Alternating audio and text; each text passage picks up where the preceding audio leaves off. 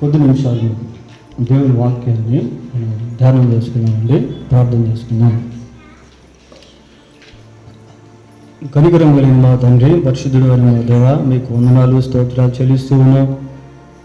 తిరిగి రాత్రికాల సమయంలో మరొక పర్యాయము మీ వాక్యాన్ని ధ్యానం చేసుకుంటూ మాకు ఇచ్చిన ఈ అవకాశాన్ని బట్టి మీకు స్తోత్రాలు చెల్లిస్తూ ఉన్నాం. ప్రభువా దేవా, మీరే కృప చూపించి ప్రభా ఈ వర్తమానంలో నుండి మేము ఏదైతే నేర్చుకోవాలో దాన్ని మీరు మాకు నేర్పించండి.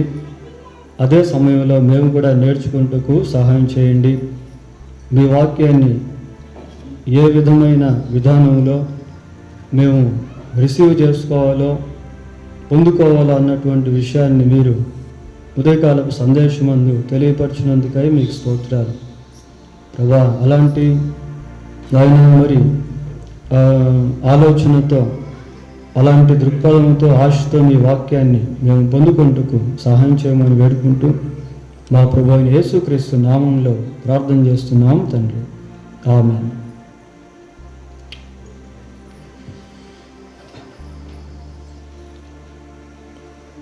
ప్రియులారా, మరి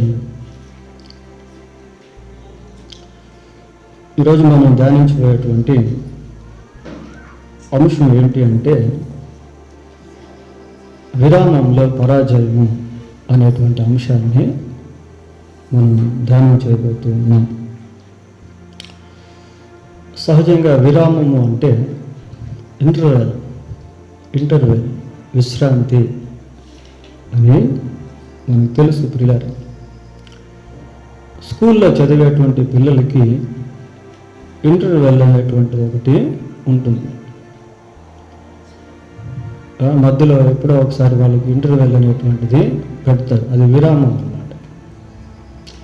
అలాగే ఫ్యాక్టరీలో పనిచేసేటువంటి వాళ్ళకి టీ బ్రేక్ అనేటువంటిది ఇస్తారు, అది విరామం. కొన్ని కార్యాలయాల్లో, ఫ్యాక్టరీస్లో ఉదయం 9 గంటల నుంచి సాయంత్రం 5 గంటల వరకు మాత్రమే పనులు ఉంటాయి. ఇంకా ఆ తర్వాత నుంచి పని అనేది ఉండదు. కొన్ని ఫ్యాక్టరీస్లో 24 అవర్స్ అనేటువంటి పని ఉంటుంది. పిల్లలు 3 షిఫ్ట్లుగా డివైడ్ చేసి 8 అవర్స్ లెక్కన 24 అవర్స్ పని చేయిస్తారు. 8 అవర్స్కి ఒకసారి విరామం అనేటువంటిది ఇస్తూ ఉంటారు. మానవుని యొక్క జీవిత విధానంలో, జీవన శైలిలో ఈ విరామము అనేటువంటిది రకరకాలుగా ఉంటుంది. ప్రియులారా, కొన్నేమో మంచిగా ఉంటే, కొన్నేమో హానికరంగాను, చెడుకరంగాను ఉండేటట్టుగా దారితీస్తూ ఉంటాయి. స్టూడెంట్స్ చక్కగా చదువుకుంటూ మధ్యలో ఎక్కడైనా గ్యాప్ వచ్చిందనుకోండి, విరామం వచ్చిందనుకోండి, ఒక 5 days 10 days, లేక 1 month 2 months are 1 year 2 year, అలా విరామం వచ్చినప్పుడు ఆ తర్వాత వాళ్ళు మళ్ళీ చదవలేరు. పిల్లలు, ముఖ్యంగా ఈ సందేశం యొక్క మూల ఉద్దేశం ఏంటి అంటే, లాక్డౌన్లో ప్రపంచం అంతా కూడా ఒక విధమైనటువంటి విరామంలో ఉన్నారు. ఈ విరామంలో ఎన్నో అపజయాలు అనేటువంటివి మనుషులు అనుభవిస్తూ ఉన్నారు. సరే, విద్యార్థులు వారి యొక్క విద్యలో ఎక్కడైనా గ్యాప్ వచ్చిందనుకోండి, ఒక 1 month 2 months అలా గ్యాప్ వస్తే మళ్ళీ వాళ్ళకి చదవాలనిపించదు. కొద్దిమంది 10th క్లాస్ వరకు, నాకు తెలిసిన ఒక బ్రదర్ ఉండేవారు, చాలా క్లవరిస్ట్, వెరీ క్లవరిస్ట్, చాలా బాగా చదువుకునేవాడు. 10th క్లాస్ పాస్ అయ్యాడు. పాస్ అయిన తర్వాత చదువుకునేదానికి డబ్బులు లేవు ప్రియులారా. Then he studies. డబ్బులు లేకపోవడం వల్ల అక్కడికి చదువు అనేది ఆపేసి పనిలో చేరాడు. ఇంకా మళ్ళీ చదవాలనుకున్నా కూడా చదవలేనటువంటి పరిస్థితి. ఎందుకంటే ఆ మధ్యలో గ్యాప్ వచ్చింది కాబట్టి, ఆ గ్యాప్ను బట్టి ఇంకా he was no interested to continue his studies again after taking a gap. అలా విరామం వచ్చిన తర్వాత మళ్ళీ చదవాలంటే చదవలేరు ప్రియులారా. కొంతమంది స్టూడెంట్స్ బీటెక్ ఎంటెక్ చదువుతారు, వెంటనే ఉద్యోగాలు రావు వాళ్ళకి.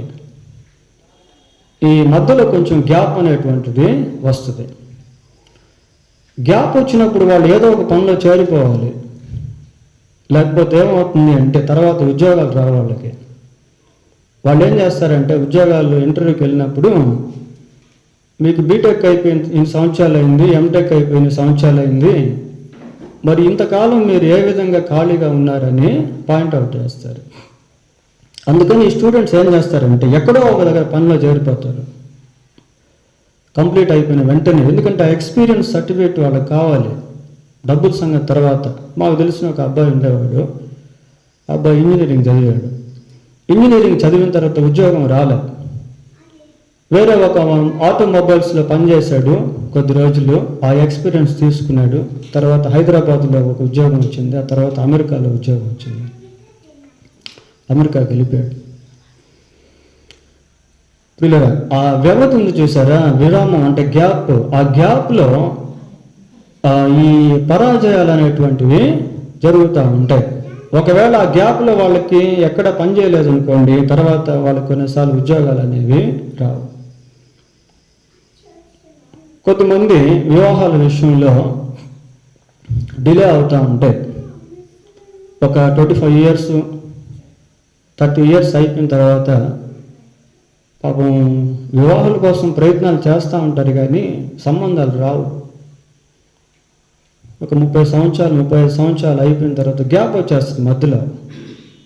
ఆ తర్వాత ఏజ్ వారైపోయి వాళ్ళకి ఇంకా వివాహాలు జరగవు. అలా చాలామంది ఉన్నారు లోకంలో. ఏజ్ బారైపోయేసి వివాహాలు జరిగినటువంటి ఎంతోమంది స్త్రీలు పురుషులు అలాగే మిగిలిపోయారు. విరామంలో పరాజయం బ్రిలరా అంటే ఆ గ్యాప్లో సరైనటువంటి సంబంధం కుదరకపోవటం వల్ల వారు అవివాహితులుగానే మిగిలిపోతూ ఉంటారు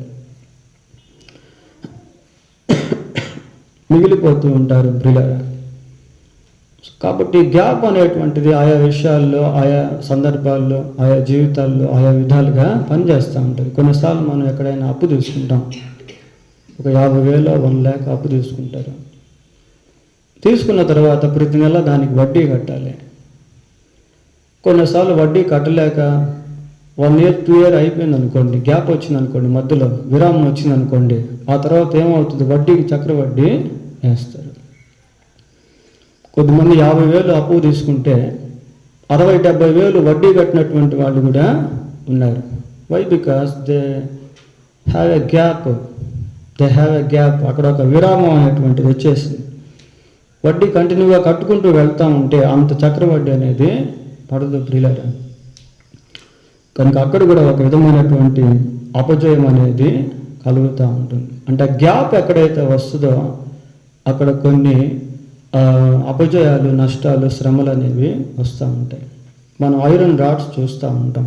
ఇలాంటి ఐరన్ రాడ్స్ బెండ్ చేయాలి అన్నప్పుడు వాటిని బాగా మంటలో కాలుస్తారు. కాల్చి అది మెల్ట్ అయ్యి ఒక ఆకారంలోకి తీసుకొచ్చే టైంలో తీసుకురాకుండా గ్యాప్ ఇచ్చారనుకోండి, తర్వాత వంగాలన్నది వంగదు. You cannot mould it. ఇంకా అది ఆ మెల్ట్ అనేది తగ్గిపోయిందంటే, ఆ హీట్ అనేది తగ్గిపోయిందంటే ఐరన్ ఇంకా వంగదు, అలాగే ఉండిపోద్ది. ఏ ఆకారంలో అయితే అది ఉండి ఆరిపోతుందో అదే ఆకారంలో అది మిగిలిపోతుంది ప్రియులారా. కనుక ఆ వచ్చేటువంటి గ్యాప్లో లేక విరామంలో చేయాల్సిన పనులు చేయకపోతే, జరగాల్సిన పనులు జరగకపోతే కొన్ని అపజయాలు అనేటువంటివి మనిషి జీవితాల్లో ఎదురవుతూ ఉంటాయి. కొన్ని కుటుంబాలను గురించి మనం ఆలోచన చేసినప్పుడు కుటుంబాల్లో గ్యాప్ అనేది వస్తూ ఉంటుంది. భార్యాభర్తల మధ్య గ్యాప్. భర్త ఏదో పని మీద ఆ కువైట్కో, ఆ దుబాయ్కో, అమెరికాకో వెళ్తాడు, భార్యను వదిలేసి వెళ్తాడు. వెళ్ళి ఒక 1 year 2 years 3 years 4 years 5 years అలాగే ఉండిపోతారు. వాళ్ళ కమిట్మెంట్స్, అగ్రిమెంట్స్ అనేవి ఉంటాయి. ఈ గ్యాప్లో ఏమవుతుంది అంటే ఎక్కడో ఒక దగ్గర థర్డ్ పర్సన్ అనేటువంటి వ్యక్తి ఎంటర్ అవుతాడు. ఈమె జీవితంలో కానీ లేక ఆయన జీవితంలో కానీ. ఇంత కుటుంబం collapse. Family will be collapsed when third person enters in their family. Life. కుటుంబ జీవితంలో మూడవ వ్యక్తి ప్రవేశించినప్పుడు ఆ కుటుంబం కొలాప్స్ అయిపోద్ది ప్రియులారా. కొన్ని కుటుంబాల్లో మదర్ టౌన్కని వెళ్తారు కొద్దిమంది స్త్రీలు పురుషులు, సమ్మర్ క్యాంపులని వెళ్ళి ఒక 1 month 2 months 3 months అక్కడే ఉండిపోతారు. ఆ టైంలో కూడా వితిన్ 2 or 3 months గ్యాప్లో కొన్ని ఇల్లీగల్ కాంటాక్ట్స్ అనేటువంటివి కూడా జరుగుతూ ఉంటాయి.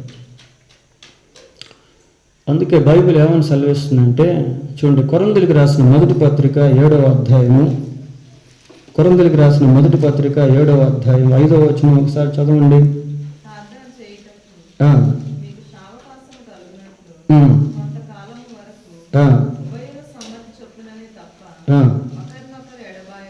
ఒకరిని ఒకరు ఎడబాయకుడి.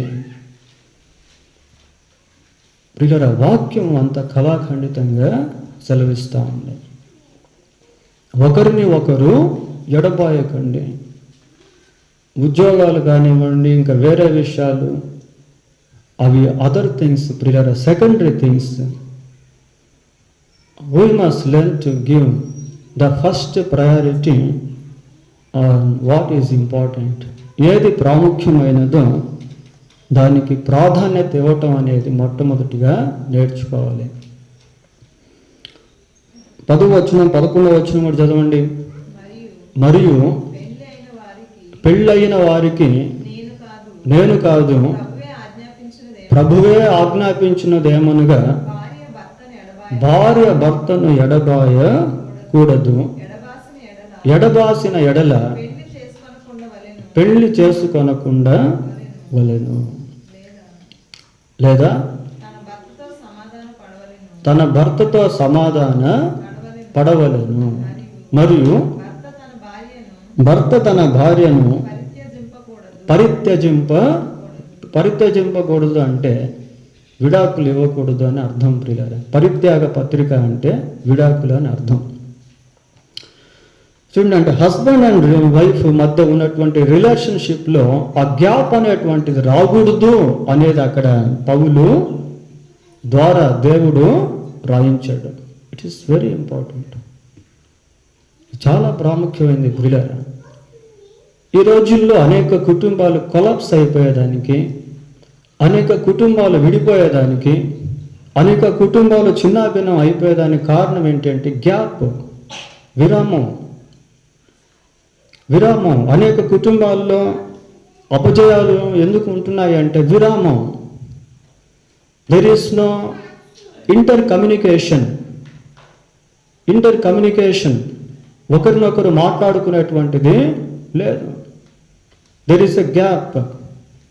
Even though they are staying at the same place, ఒకే స్థలంలో ఇద్దరు కూడా ఉండినప్పటికీ they will have no any communication with each other. Because of that reason, they are separated from their family. They are collapsing their family. ప్రియులారా, భార్యాభర్తల మధ్య వచ్చే ఆ విరామంను బట్టి, గ్యాప్ను బట్టి, ఒకరితో ఒకరు సంభాషించుకోకపోవటం వలన ఆ కుటుంబాలు ఎన్నో చిన్నాభిన్నంగా మారిపోతూ ఉన్నాయి, కూలిపోతూ ఉన్నాయి. ఆదికాండము 16వ అధ్యాయం, ఆదికాండం 16వ అధ్యాయం. ఇక్కడ సందర్భం ఏంటి అంటే అబ్రహాము శారా వీరిద్దరికి వివాహమై చాలా కాలం అయిపోయింది, పిల్లలు లేరు ప్రియులారా. అయితే దేవుడు 15వ అధ్యాయంలో అబ్రహాముతో మాట్లాడాడు.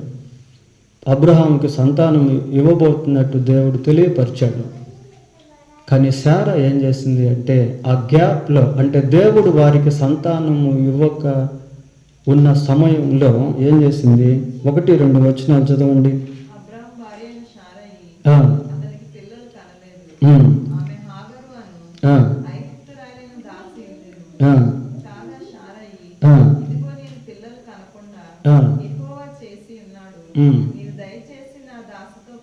నీవు దయచేసి నా దాసితో పొమ్ము. అలా వెళ్ళుట వలన ఏమైంది అంటే వాగ్దాన పుత్రుడు జన్మించలేదు, కానీ ఇష్మాయేలు జన్మించాడు. ప్రియులారా, దెర్ వాజ్ ఎ గ్యాప్, ఒక విరామం వచ్చింది. పిల్లలు అబ్రహాముకు ఇవ్వక ముందు విరామం వచ్చింది. వాళ్ళు కానాన్లో నుంచి బయలుదేరేటువంటి సమయంలో అబ్రహాముకి ఇంచుమించు 75 సంవత్సరాలు. అబ్రహాముకు దేవుడు కుమారుణ్ణి ఇచ్చినటువంటి సమయంలో అబ్రహాముకు 100 సంవత్సరాలు. ఈ 25 ఇయర్స్లో 25 సంవత్సరాల్లో ఒక విధమైనటువంటి గ్యాప్ అనేది సంతానం విషయంలో వచ్చింది. అప్పుడు Sarah, we don't know she sought the will of God or not, దేవుని చిత్తాన్ని ఆమె వెతికిందో లేదో మనకైతే తెలియదు. కానీ మరి అబ్రహాముకు ఒక సలహా అనేది ఇచ్చి హాగరుతో వెళ్ళేటట్టుగా చేసింది. ఇలాంటి సిచ్యువేషన్ ఇంకొకటి రిలేటెడ్గా బైబిల్లో మనకు కనిపిస్తుంది. లూకాసు వార్త 1వ అధ్యాయము, లూకాసు వార్త 1వ అధ్యాయం 7వ వచనాన్ని చదువుకుందాం. ఎలిజబెత్ గొడ్రాల అనే సేమ్ ప్యాటర్న్, అక్కడ శారా ఎట్లాగో ఇక్కడ ఎలిజబెత్ని గురించి మనం చూస్తా ఉన్నాం. వారికి పిల్లలు లేకపోయిరి, మరియు వారిద్దరు బహుకాలము గడిచిన వృద్ధులై. ఇద్దరు సేమ్ అబ్రహాము శారా లాగే ఇక్కడ జకర్యా ఎలిజబెత్ అనే వ్యక్తులు ఉన్నారు. పిల్లలు లేరు, కానీ వాళ్ళు ఎక్కడ గ్యాప్లో తొందరపడలేదు. ప్రియులారా, God had a special plan for them to give them a child. His name is John the Baptist. ప్రియులారా, దేవుడు వారి పట్ల ఒక ప్రత్యేకమైనటువంటి ప్రణాళికను కలిగి ఉన్నాడు. ఏంటి అది అంటే, వారికి ఒక కుమారుణ్ణి ఇవ్వాలి అని ఉద్దేశించాడు. దేవుని ఉద్దేశం వారి జీవితంలో నెరవేరేంత వరకు ఆ గ్యాప్లో వాళ్ళు ఎక్కడ తొందరపాటు నిర్ణయాలు తీసుకోలేదు. వారికి కూడా శోధనలు వచ్చి ఉంటాయి, రాగలేదు కదా. మీరెంతో భక్తి చేసేటువంటి వాళ్ళు, పైగా ఈయన యాజకుడిగా ఉన్నటువంటి వాడు, మరి ఈ కుటుంబంలో సంతానం దేవుడు ఇవ్వలేదే, గర్భఫలం యెహోవా ఇచ్చి బహుమానం అయినప్పటికీ ఈ సంతానానికి దేవుడు ఇవ్వలేదే, ఈ కుటుంబానికి సంతానం దేవుడు ఇవ్వలేదే అని ఎంతోమంది మాట్లాడి ఉండవచ్చు ప్రియులారా. బట్ దే స్టూడ్ ఫార్మ్, వారు స్టాండర్డ్గా నిలబడ్డారు. గ్యాప్లో, ఆ విరామంలో వారు నిలువబడ్డారు ప్రియులారా. బైబిల్లో మనం గమనించినప్పుడు మోషేతో దేవుడు మాట్లాడాడు. 10 ఆజ్ఞలు ఇచ్చేటువంటి సమయంలో మోషే దేవుని సన్నిధికి వెళ్ళాడు ప్రియులారా. వెళ్ళిన తర్వాత 40 రాత్రింబగళ్ళు అక్కడ ఉన్నాడు. ఆ సమయంలో ఇశ్రాయేలీలంతా కూడా ఆ కొండ కింద భాగంలో ఉన్నారు. ఇక్కడ 40 డేస్ అనేటువంటివి గ్యాప్ వచ్చాయి. 40 రోజులు విరామం వచ్చింది. ఈ 40 రోజులకు ముందు వీరందరూ కూడా మోషే నాయకత్వంలో ఉండి నడిపించబడుతూ ఉన్నారు. అయితే మధ్యలో దేవుడు ఏం చేశాడు అంటే మోషేను ఆ కొండ మీదకు పిలిపించాడు. అప్పుడు మోషే వెళ్ళాడు. 40 రోజులు అయిపోయినాయి. అప్పుడు ఇశ్రాయేలు ఏం చేశారంటే, చూడండి, నిర్గమాకాండం 32వ అధ్యాయం 1వ వచనం ఒకసారి చూడండి. తడువు చేయుట ప్రజలు చూచిన, ఆ తడువు అనేది ఉంది చూసారా, అదే గ్యాప్ అంటే, అదే విరామం అంటే ప్రియులారా. ఏమని చదువుకుంటున్నాం అక్కడ, మోషే కొండ దిగకుండా తడువు చేయుట ప్రజలు చూచినప్పుడు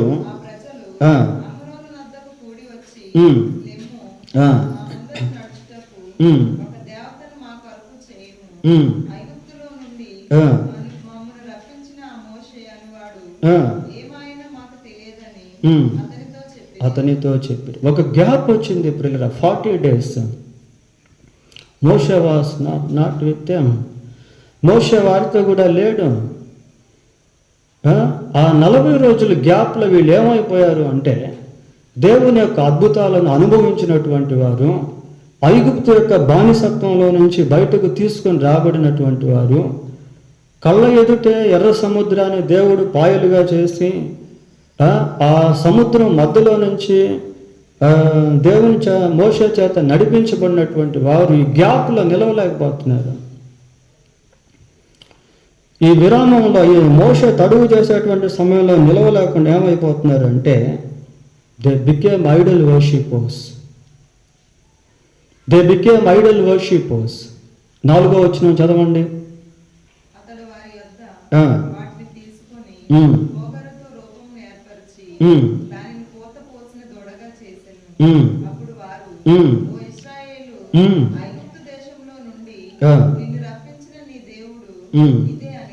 చాలు.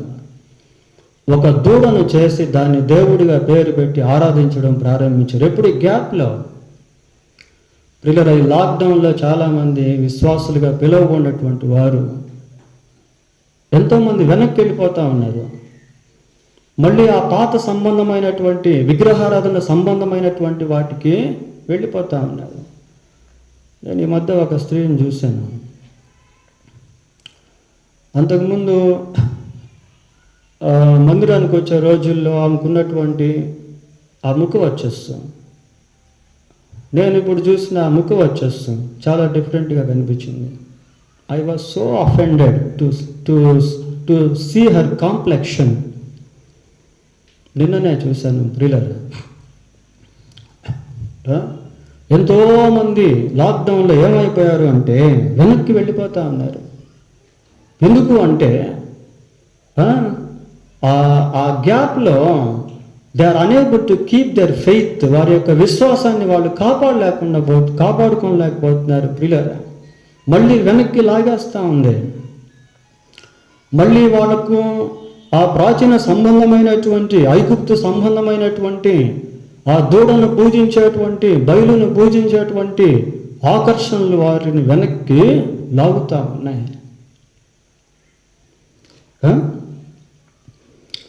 7వ వచనం చదవండి. దేవుడే స్వయంగా మోషేతో వాళ్ళని గురించి మాట్లాడుతున్నాడు. నీవు దిగి వెళ్ళుము, నీ ప్రజలు చెడిపోయారు. వాళ్ళంతా ఐగుప్తులో నుంచి ఎవరైతే వచ్చారో నీ ప్రజలు వాళ్ళంతా ఏమైపోయారు? చెడిపోయారు. ఎవరు చెప్తున్నారు ఈ మాటలు? God is speaking directly. దేవుడే ప్రత్యక్షంగా వీటిని మాట్లాడుతూ ఉన్నాడు. They corrupted there lifes. వారి యొక్క జీవితాలను వారు చెడగొట్టేసుకున్నారు ప్రియులారా. ఆ గ్యాప్లో వాళ్ళు నిలబడలేకపోయారు. 40 డేసే, 40 రోజులే. 40 రోజుల విరామంలో అపజయాన్ని చూస్తూ ఉన్నారు. 22వ వచనం చదవండి.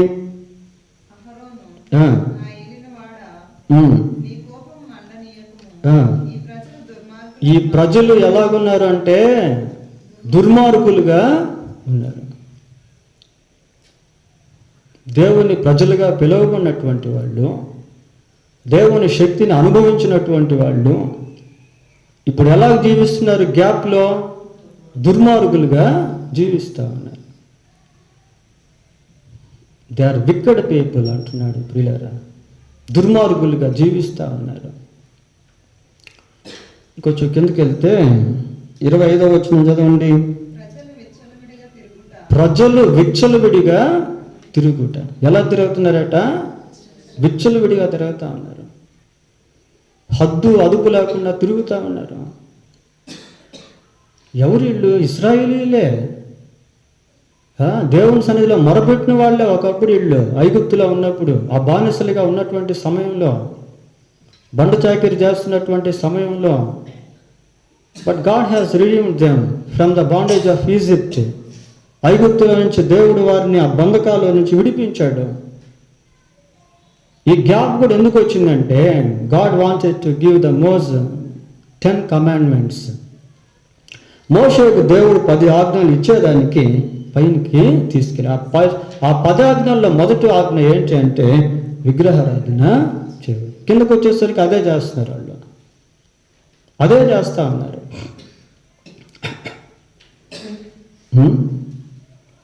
చెడిపోయారు, దుర్మార్గులుగా జీవిస్తూ ఉన్నారు. విచ్చలవిడిగా బ్రతుకుతా ఉన్నారు ప్రియులారా. ఇవన్నీ ఎప్పుడు వారు అలవర్చుకున్నారు అంటే ఈ గ్యాప్లోనే అలవర్చుకున్నారు. ఈ 40 డేస్లో 40 రోజుల్లో వాళ్ళు వాటిని అలవర్చుకున్నారు. వాళ్ళు కానానికి వెళ్ళాలి ప్రియులారా. వాళ్ళ జర్నీ ఎంత అంటే మామూలుగా 40 డేసే, 40 రోజుల్లో వెళ్ళిపోవచ్చు కానానికి. కానీ వాళ్ళ యొక్క అవిధేయతని బట్టి, తిరుగుబాటుతనాన్ని బట్టి 40 సంవత్సరాలు పట్టింది. ఈ 40 సంవత్సరాల్లో ఐగుప్తు దేశంలో నుంచి ప్రయాణం అయినటువంటి ప్రజలందరూ కూడా అరణ్యంలోనే రాలిపోయారు. They did not see the promise land. ఆ వాగ్దాన భూమిని వాళ్ళు చూడకుండానే రాలిపోయారు ప్రియులారా. సంఖ్యాకాండం 14వ అధ్యాయం, సంఖ్యాకాండం 14వ అధ్యాయం 29వ వచనాన్ని చూద్దాం. మీ శవములు ఈ అరణ్యంలోనే రాలిపోతాయి. ఎవరంటున్నారు ఈ మాటలు? ప్రియులారా, God did not permit them to enter His promised land because of their disobedience towards God and His servant. ప్రియులారా, దేవుడు వారు కానానులోనికి వెళ్ళేదానికి ఆ పరిమితి ఇవ్వలేదు, అనుమతి ఇవ్వలేదు వారికి. అందుకే అందరూ అరణ్యంలోనే రాలిపోయారు. కొద్దిమంది విగ్రహారాధికులై రాలిపోయారు, కొద్దిమంది వ్యభిచారులుగా మారి రాలిపోయారు, కొద్దిమంది సణిగేటువంటి వారిగా ఉండి రాలిపోయారు, కొద్దిమంది తిరుగుబాటు చేసేటువంటి వారిగా మారి రాలిపోయారు. ప్రియులారా, వాళ్ళ సంతానం మాత్రమే ఆ వాగ్దాన భూమిలోనికి ప్రవేశించింది. వారిలో యెహోషువ, కాలేబు మాత్రమే ఉన్నారు. 40 డేస్ గ్యాప్, 40 రోజుల ఆ విరామంలో వారు ఆ విధంగా మారిపోయారు. ఇంకొక ఇన్సిడెంట్ చూద్దాం. సమూయేలు మొదటి గ్రంథం 13వ అధ్యాయం, సమూయేలు మొదటి గ్రంథం 13వ అధ్యాయము 8 నుంచి 10వ వచనం వరకు చదువుకున్నాం ప్రియులారా.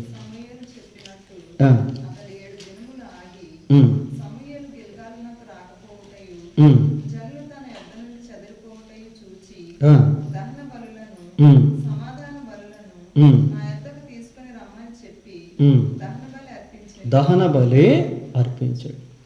ఈ సందర్భం ఏంటి అంటే ప్రియులారా, సమూయేలు సౌలుతో మాట్లాడుతూ, అయ్యా నువ్వు గిల్గాలుకు వెళ్ళు, అక్కడ 7 రోజులు ఉండు, నేను అక్కడికి వస్తాను, వచ్చిన తర్వాత దహన బలులు మనము అర్పిస్తాము అని చెప్తాడు. అయితే అప్పుడే సమూయేలు రాడు.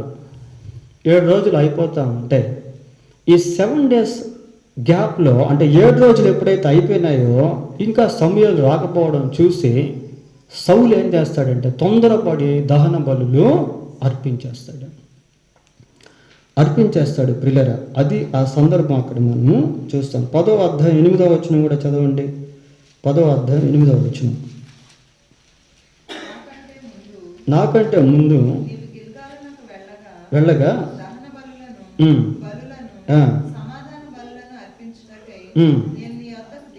నేను అక్కడికి వస్తాను నీ దగ్గరికి.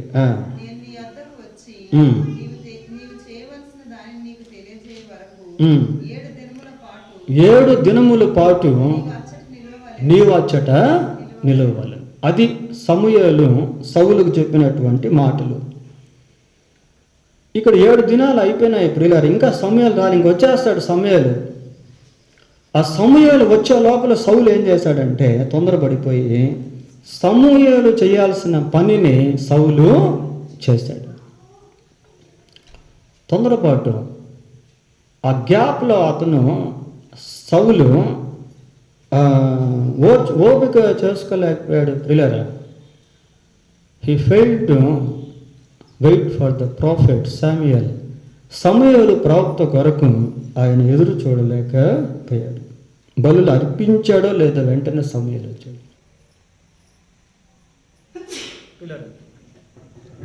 ఎప్పుడైతే మరి సమూయేలు అక్కడికి వచ్చాడో అప్పటికే సౌలు ఆ దహన బలులు అర్పించేశాడు. కాబట్టి సౌలుతో సమూయేలు అన్నాడు, చూడండి, అదే 13వ అధ్యాయము, సమూయేలు మొదటి గ్రంథం 13వ అధ్యాయము 13వ వచనం చూడండి ఒకసారి. అందుకు సమూయేలు ఇట్లా, నేను నీ దేవుడైన యెహోవా నీకు ఇచ్చిన ఆజ్ఞను గైకొనక నీవేం పని చేసావు? అవివేకపు పని చేసావు. దేవుని ఆజ్ఞను గైకొనక నీవు అవివేకపు పని చేసావు. నీ రాజ్యమును ఇశ్రాయేలీల మీద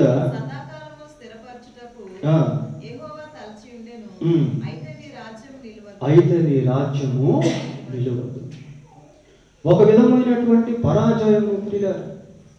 ఎప్పుడైతే సమూయేలు చేయాల్సినటువంటి పనిని సౌలు చేశాడో, సమూయేలు చేసేంత వరకు సౌలు ఎదురు చూడలేకపోయాడో, ఒక విధమైనటువంటి పరాజయము సౌలు యొక్క రాజ్యము అతని యొక్క జీవితంలోనికి చోటు చేసుకుంది. కనుక విరామముల పరాజయము అనేటువంటి అంశంలో ఇలాంటివన్నీ కూడా మనము చూస్తూ ఉన్నాం. ఇదే సమయంలో ప్రియులారా, ఈ విరామంలో పరాజయము అన్న ఆ టైటిల్లో పరా అనేది మనం తీసేసామనుకోండి, విరామంలో జయము అనేది కూడా వస్తుంది. విరామంలో కూడా జయం అనేటువంటివి ఉన్నాయి. ఉదాహరణకి ఒక వ్యక్తికి ఆరోగ్యం బాగలేదు అనుకోండి, ఆరోగ్యం బాగలేని సమయంలో డాక్టర్లు సలహా ఇస్తారు, కొద్ది రోజులు మీరు విశ్రాంతి తీసుకోండి అని. ఆ తీసుకునేటువంటి విరామ విశ్రాంతిలో ఆ వ్యక్తికి హెల్త్ క్యూర్ అయిపోద్ది, డిసీజ్ క్యూర్ అయిపోద్ది. ఎందుకంటే ఆ కొద్ది రోజులు రెస్ట్ తీసుకోవడం వల్ల మళ్ళీ ఆ హెల్త్ అనేది రెస్టోర్ అవుతుంది పిల్లలు. కాబట్టి విరామంలో జయాలు అనేటువంటివి కూడా ఉన్నాయి. దాని గురించి మనం ఆలోచన చేస్తే యోనా గ్రంథం 3వ అధ్యాయము, యోనా గ్రంథం 3వ అధ్యాయము 4వ వచనాన్ని చదువుకుందాం పిల్లలు. యోనా ఆ పట్టణంలో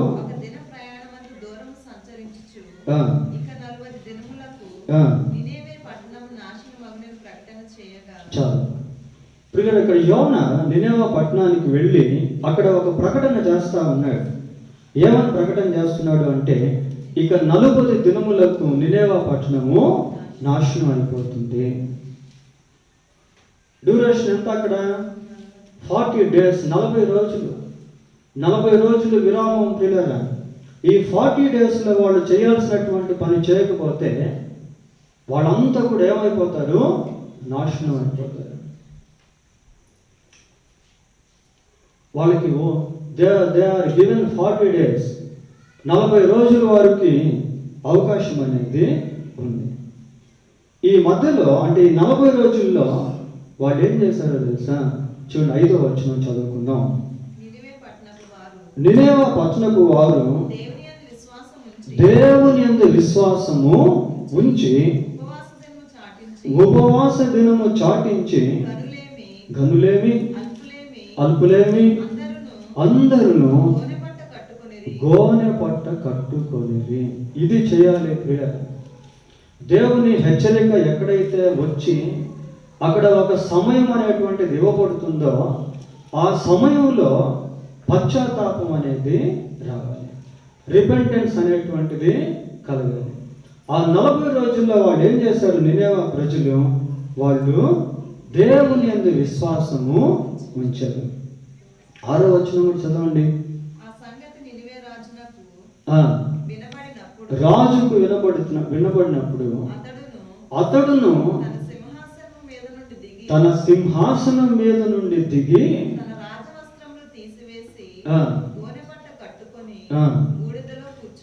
బూడిదలో కూర్చుండెను.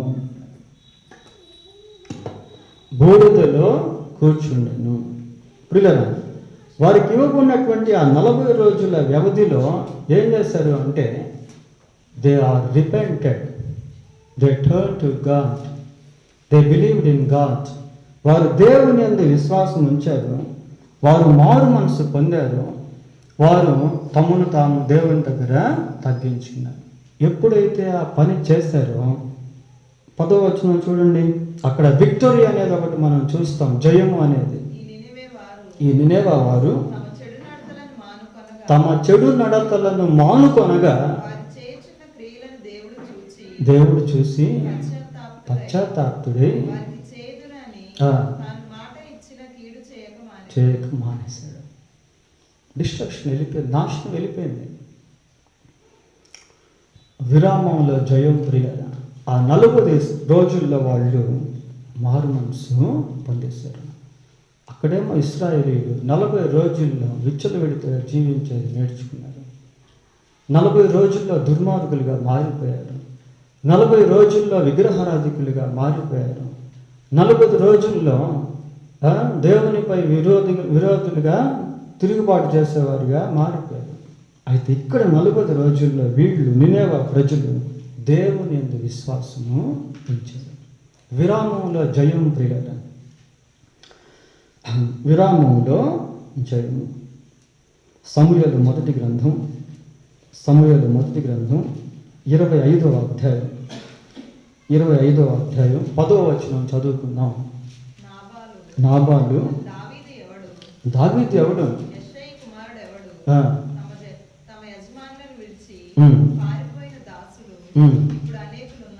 చాలు. ఇప్పుడు ఇక్కడ సందర్భం ఏంటి అంటే, దావీదు తన యొక్క అనుచరులతో ఒక ప్రాంతంలో ఉంటాడు. వారికి తినేదానికి ఆహారం అనేది ఉండదు. ఆ సమయంలో నాబాలు దగ్గరికి కొద్దిమందిని పంపిస్తాడు ఆహారం కోసం. ఒకప్పుడు దావీదు నాబాలుకు ఎంతో సహాయము చేశాడు. అయితే నాబాలు ఇప్పుడు ఏమంటున్నాడంటే, దావీదు ఎవడు అని అహంకారంగా మాట్లాడాడు. ప్రియులారా, ఎప్పుడైతే నాబాలు యొక్క ప్రతిస్పందన వ్యతిరేకంగా ఉండిందో దావీదు ఏం చేశాడో తెలుసా? ఒక నిర్ణయాన్ని తీసుకున్నాడు. ఆయన తీసుకున్నటువంటి నిర్ణయం ఎలాంటిది అంటే 21-22 వచనాలు చదవండి.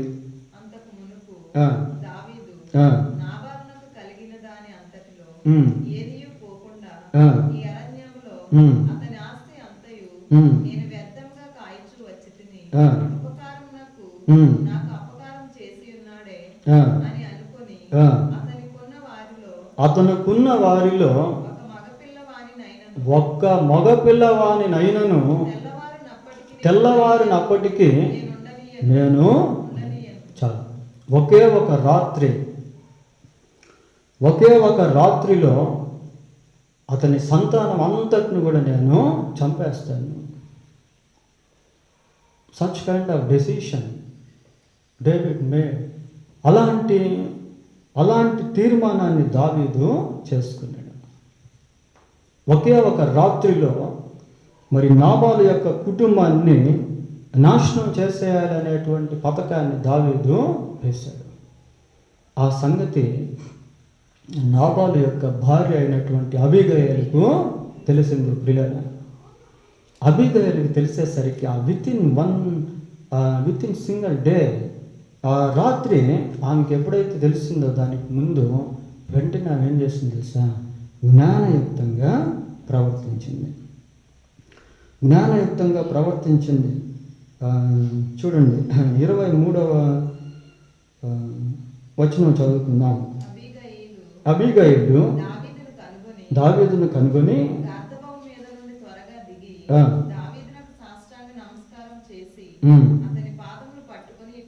చాలు. మీరు ఆ యొక్క అధ్యాయం అంతా చదువుకుంటే ప్రియులారా చాలా విషయాలు అక్కడ తెలుస్తాయి. ఆ గ్యాప్లో అంటే ఆ డ్యూరేషన్లో అబీగయలు వెంటనే ఒక మంచి తీర్మానం చేసుకొని తన కుటుంబాన్ని సంరక్షించుకుంది. దావీదు ఎంతో ఆవేశంతో ఉన్నాడు. ఒక రాత్రి కుటుంబం అంతా కూడా నాశనం చేయాలని ఉద్దేశించాడు.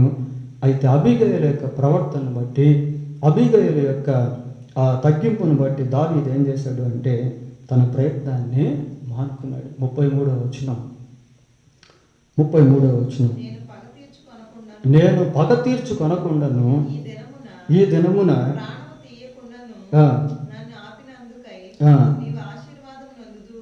నన్ను ఆపినందుకై నీవు ఆశీర్వాదము. అది జయం అంటే, విరామముల జయం. ప్రియులారా, స్త్రీలు జ్ఞానయుక్తంగా జీవిస్తూ ఉన్నప్పుడు కుటుంబాల్లో వచ్చేటువంటి అనేక అపాయాలు అనేవి వెళ్ళిపోతాయి. They have to take a right decision in right time. సరైన సమయంలో సరైన తీర్మానాలు స్త్రీలు చేసుకోవాలి. ఈ రోజుల్లో మన కుటుంబాల్లో అపవాది పొంచుకొని ఉన్నాడు. ప్రియులారా, ఏదో ఒక విధమైనటువంటి విపత్తు, ఏదో ఒక విధమైనటువంటి ఆపద, ఏదో ఒక విధమైనటువంటి అపాయాలు కాసుకొని ఉన్నాయి. We are unable to understand the force of evil, how it works among the families.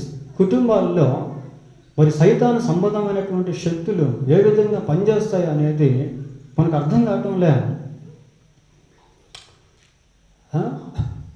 అబీగయీలు ఆ క్లుప్త సమయంలో ఒక మంచి తీర్మానం చేసుకొని తన కుటుంబం మీదకు రానున్నటువంటి విపత్తును తప్పించేస్తుంది. ఇంకొక సందర్భం కూడా చూస్తాం. విరామంలో జయము అనేటువంటి విషయాన్ని మనము చదువుకుంటా ఉన్నాము ప్రియులారు, చూస్తూ ఉన్నాము ప్రియులారు. మరి ఈ సందర్భం ఏంటి అంటే, యాకోబు పద్దనరాము నుండి తిరిగి కానానుకు వెళ్తాను, షెకెము అనే ప్రాంతానికి వెళ్తా ఉన్నాడు. కుటుంబాలను వెంటబెట్టుకొని ఆయనకున్నటువంటి సంతానాన్ని, ఆయనకున్నటువంటి మందులను, పశువులను, ఆస్తిపాస్తులను అన్నిటినీ తీసుకొని వెళ్తా ఉన్నాడు. 32వ అధ్యాయం ఆదికాండం 32వ అధ్యాయం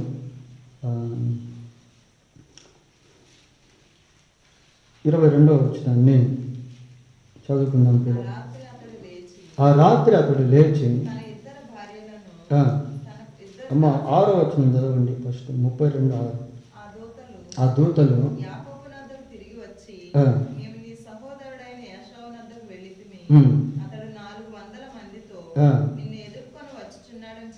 చాలు.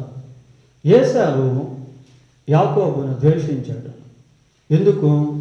యాకోబు ఏశావును మోసగించాడు. కాబట్టి ఏశావు ఏం చేస్తున్నాడు అంటే, సొంత తమ్ముడు అయినప్పటికీ ఏ విధంగానైనా సరే తమ్ముడిని చంపేయాలని అంతకుముందే ప్లాన్ చేసుకున్నాడు.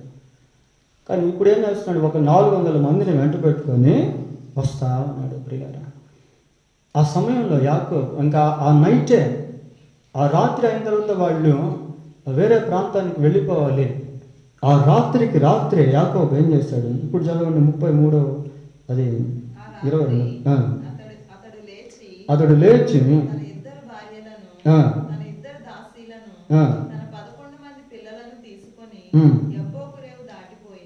హెబ్బోకు రేవు దాటిపోయాను.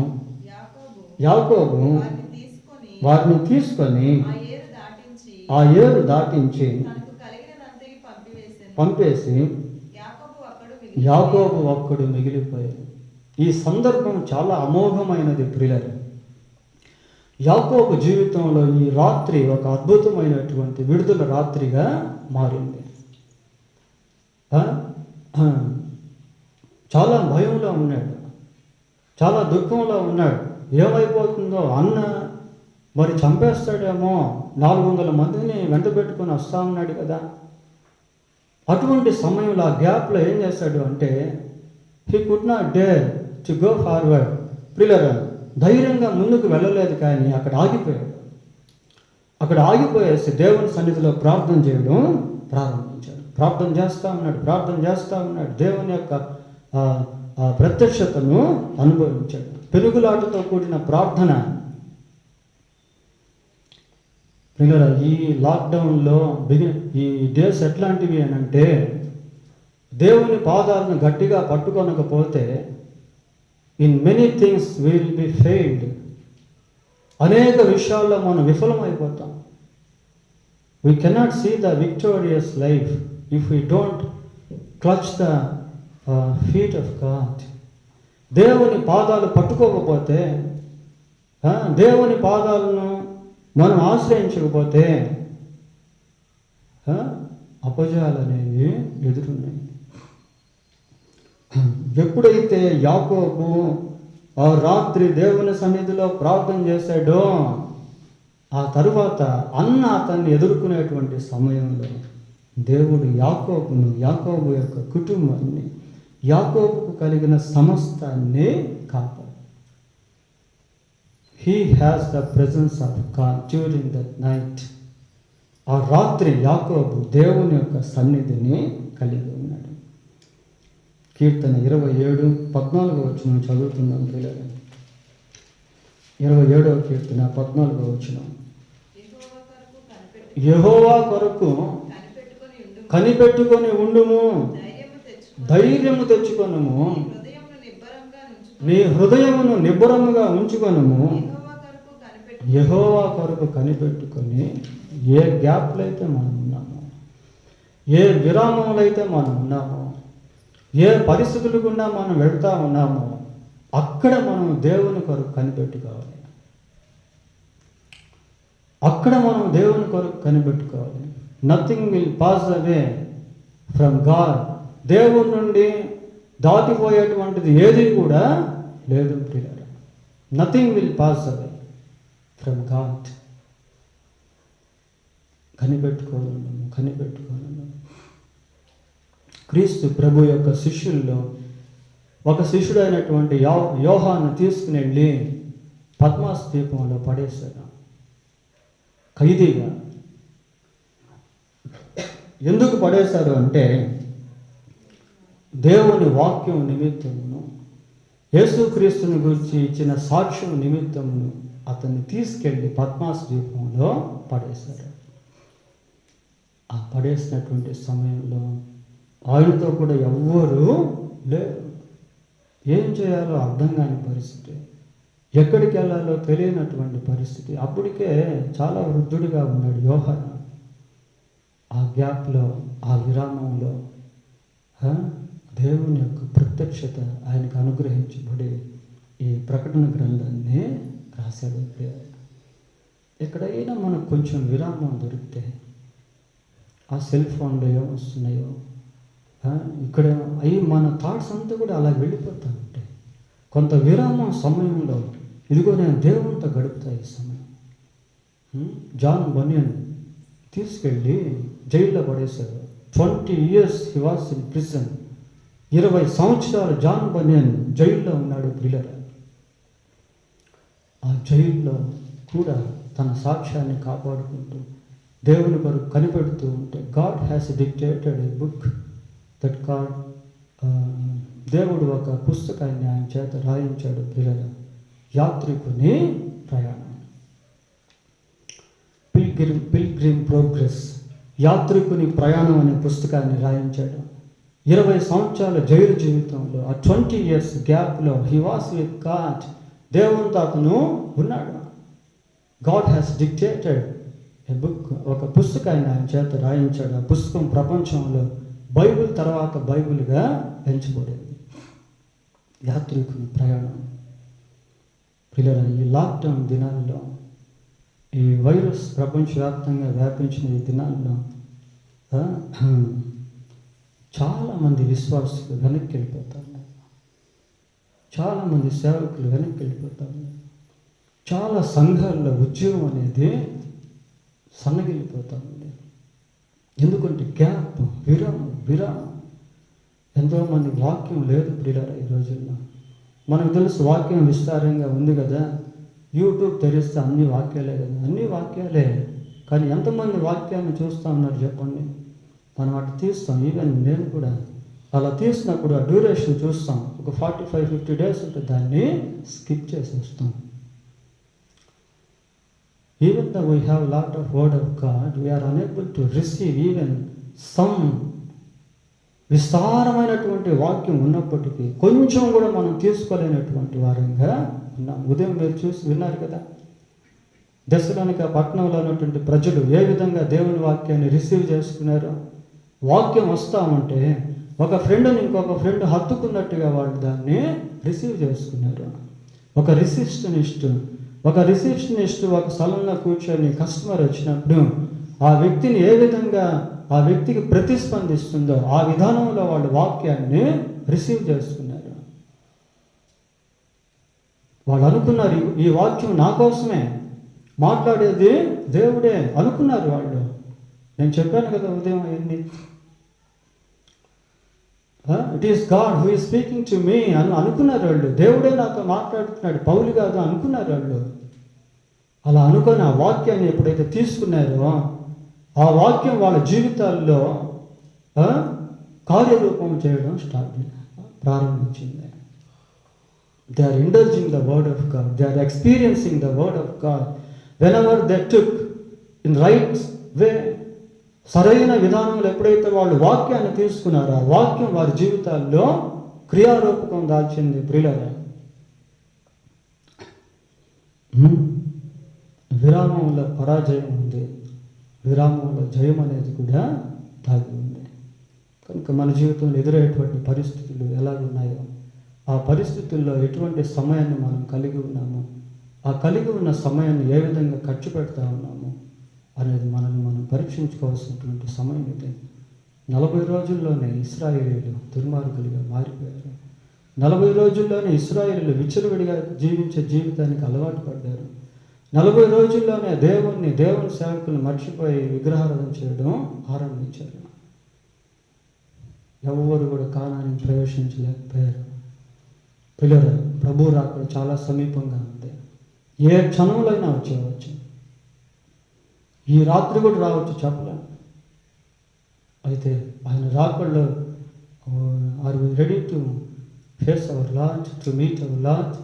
మన ప్రభువుని కలుసుకునేదానికి మనం సిద్ధంగా ఉన్నామా? అది ఇంపార్టెంట్ ప్రియులారా. దేవుడు తన వాక్యాన్ని దీవించును గాక. ప్రార్థన చేసుకుందాం. ప్రార్థన.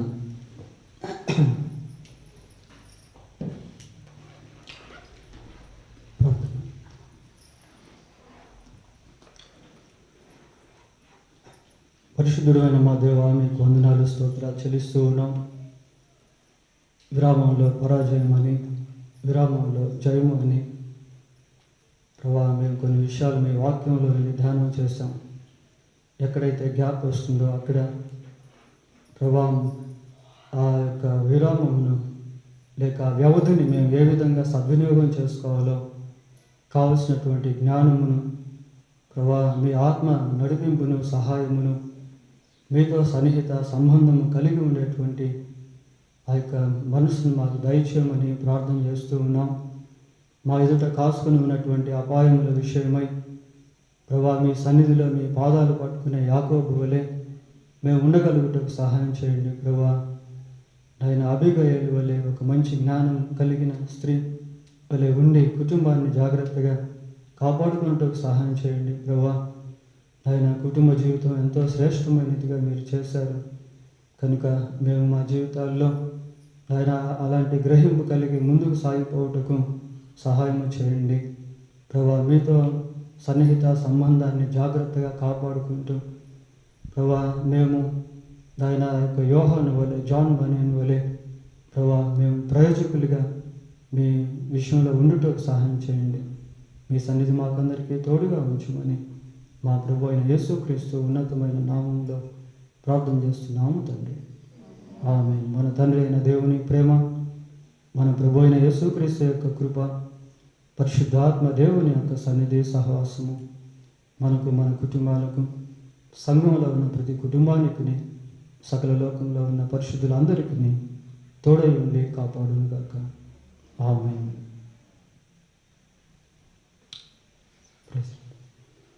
పిల్లల వార ప్రకటనలో గురువారం బైబిల్ స్టడీ సాయంత్రం 7 గంటలకి స్థలంలో జరుగుతుంది. దేవుని చిత్తం అయితే ఈసారి బైబిల్ స్టడీలో యాంటీ క్రీస్తు విరోధిని గురించిన అంశాన్ని మనము తెలుసుకోబోతున్నాం. ప్రియుల, చాలా ప్రాముఖ్యమైనటువంటి అంశం ఇది. కాబట్టి దయచేసి అందరూ కూడా బైబిల్ స్టడీకి రావాల్సిందిగా మనవి చేస్తూ ఉన్నాం. అలాగే శుక్రవారం విజ్ఞాపన ప్రార్థన స్థలంలో సాయంత్రం 7 గంటలకి జరుగుతుంది.